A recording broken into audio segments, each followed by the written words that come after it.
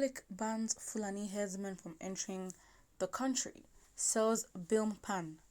The national president of Bilital Marub Pastoralist Association of Nigeria, Alhaji Ali Mohammed Riminadako, has called on President Buhari to urgently intervene in a law enacted by the government of Benin Republic to stop Fulani cattle breeders from entering the country, except an official approval is given.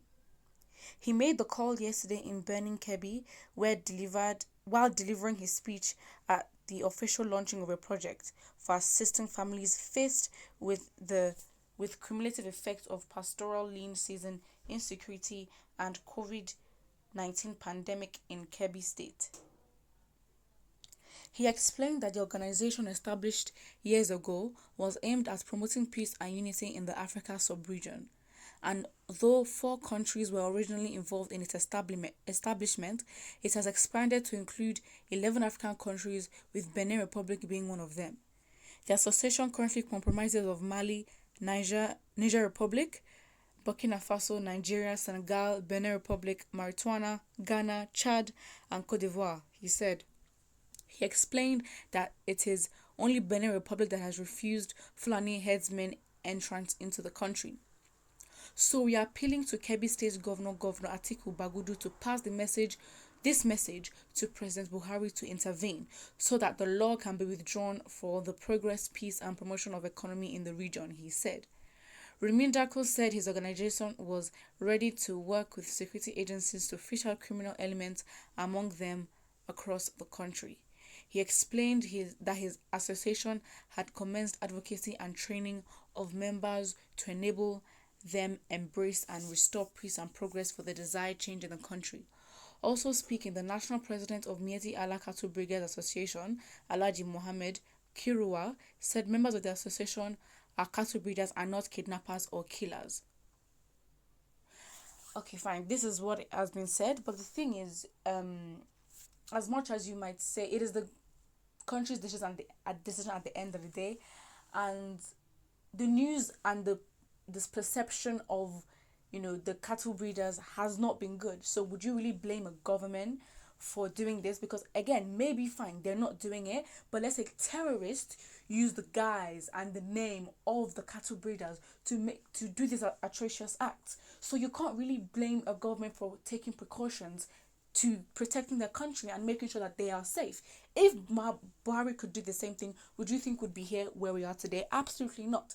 As much as you find offensive, you have to look at it holistically and be like, fine, you might not be a terrorist, but the news, and we've seen evidence, it is online, of the continuous atrocities that that is being done under the name of these cattle breeders. You can't just say all cattle breeders are terrorists, but under their names you can, and under the perception and the news and the evidence online, the perception and their reputation has not been good. So would you really blame the country for doing that? Well, of course, there are hot comments here, and the first one says, the world knows you're a terrorist and they don't want to have anything to do with you. Your days are numbered in Nigeria too. That is the thing. It's an example of how a country is taking precautions to save their country, to protect it. If Buhari did the same thing, that we would not find ourselves in the situation that we're in today.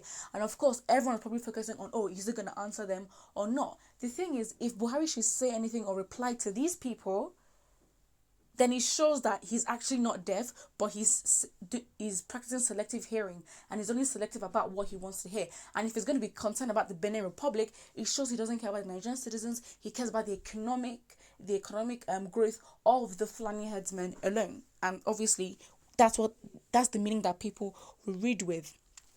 Another person says, very intelligent and wise decision to preserve your country and your peace. Again, you can't blame them for doing that because they're just trying to protect the country. Nigerians will not see any reason as to why, Benin Republic should open their borders. They shouldn't. Why should they? We even know that the people that are doing this are not good. Another person says, they are everything that Benin Republic claims. They are kidnappers, terrorists, bandits, and rapists. That's the thing. You might say it's discriminatory. You might say that it's discriminatory and showing prejudice, but It is their decision to make, not ours. And at the end of the day, you've got to respect it. You can't tell them, oh, after doing this, they should go back on their decision. Absolutely not. The person says, are the Fulani above the law?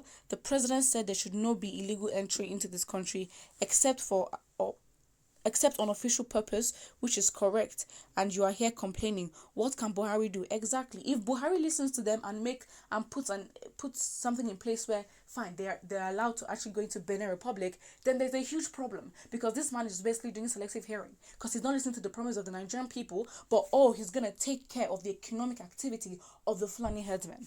That's absolutely not gonna happen, of the cattle breeders or whatever they're called.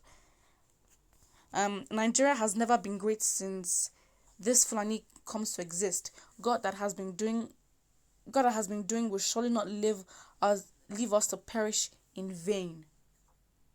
This is what it should be, but Nigeria is a dumping ground for idiots in the name of religion and Fulanization. And that's the thing. If Buhari was doing what this man was doing and making enforcements, then we will not find ourselves where we are today. And I feel like at the end of the day, we can't really see any reason as to why Buhari would answer them. It's basically the same thing. There is no point in Buhari answering them because he's deaf. So if he proves to the Nigerian citizens that he's not deaf and replies to these people, then we can be like, okay, fine. So you're not deaf.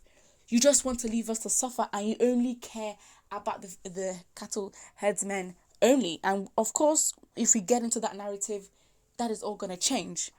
Another person says, when has Nigeria become Benin Republic? You leave Benin alone. The people of Benin, you ought to know by now, the people you are dealing with, they are killers.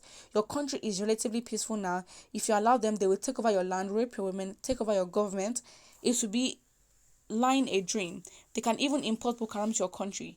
Ask an average Igbo man in Nigeria as any Yoruba man, even anybody from the Middle Belt. You will hear where by the start of this, they started killing your farmers. You know who you are dealing with. A wise and timely decision by the president of Benin Republic. Again, people are commending this man in the comment section, saying he's doing an amazing thing. It's a wise decision to make. Why would you let these people who have been terrorizing their own homeland to come in your country? What atrocities would they do in your own country?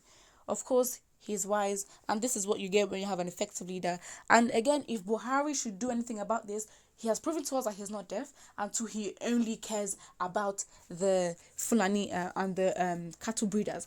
Of course, if we run with that narrative on Twitter, we already know where his mind is at.